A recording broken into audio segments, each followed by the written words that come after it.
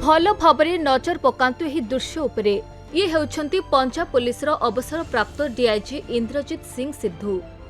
बयस तांकु 88 वर्ष। हेले ए बयसरे भी से अलिया सफा करुछंती। प्रतिदिन सकाळ 6टारु से अलिया गाड़ी धरी निज अंचलर अलिया को सफा करिपारे लागि पड़ंती। दिने अलिया आवर्जना एणेतेणे पड़िथिबार देखि से विरक्त होई अनेक थर कर्तृपक्षक निकटरे अभियोग करथिले, किंतु सेमानक द्वारा कोनोसी कार्यानुष्ठान नियाजाई नथिला। एही कारणरू से एहाकु निज दायित्वरे नेबाकु निष्पत्ति नेइथिले। सेबेठारु प्रतिदिन सकाळे एक अलिया गाड़ी नेई अलिया सफा करुछंती। प्रथमे प्रथमे तांको चारिपाखरे थिबा लोकमाने तांको पागल बोली मानुथिले, किंतु सेमानक कथाकु से केबे ध्यान न देई निज कर्तव्य करि चलिथिले।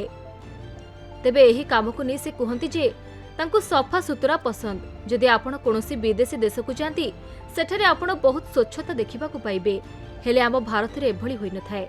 एते बड़ ऑफिसर होई भी से कार्य करिबाकु केबे संकोच मने करि नाहंती। ब्यूरो रिपोर्ट, खबर ओडिशा।